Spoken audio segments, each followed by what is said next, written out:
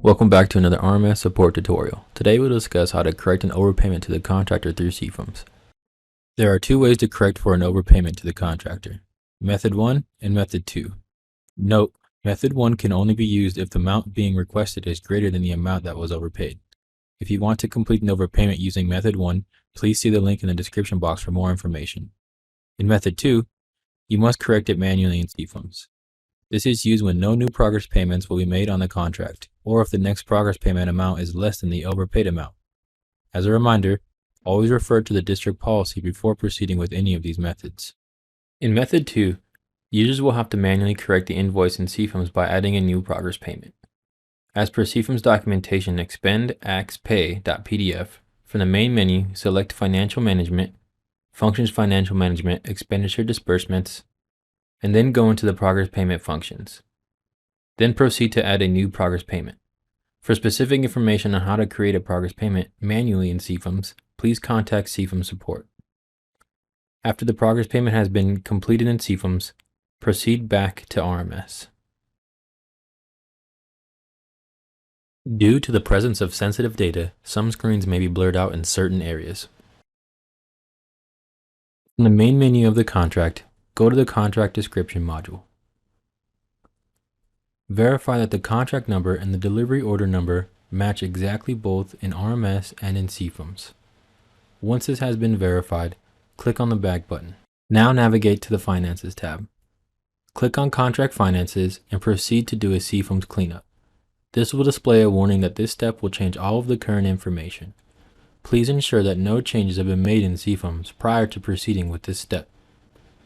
Once it's confirmed, click Yes.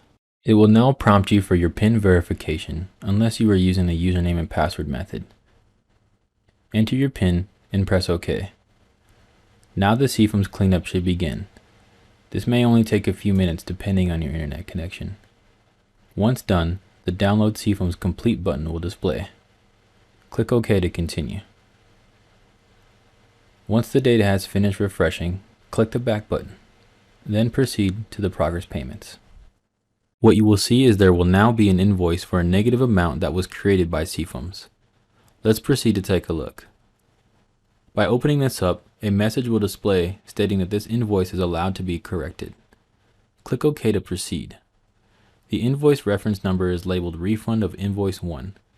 This is an indication that the invoice came from CEFMS and not RMS. To correct this and move forward with the progress payment, proceed to the Allowed Activity Earnings tab, and in the allowed amount for the activity in question, subtract off the amount that was overpaid. In this case, it's $95,000. So we will need to take $224,300 and subtract off $95,000 and enter that number here. This number calculates to $129,300. Once completed, you will notice that the invoice allowed this period becomes negative $95,000. Which will equal this total amount of the negative $95,000. Once complete, back out of the progress payment to save the changes. This invoice will no longer be allowed to be edited, and you can proceed to continue with the next progress payment. In summary, we discussed how to correct an overpayment made to the contractor. Method 1 was to wait until the contractor submits another progress payment and deduct the overpaid amount there. Method 2 was to correct it manually in CEFMS and update it in RMS. We hope you found this video informative, and thank you for watching.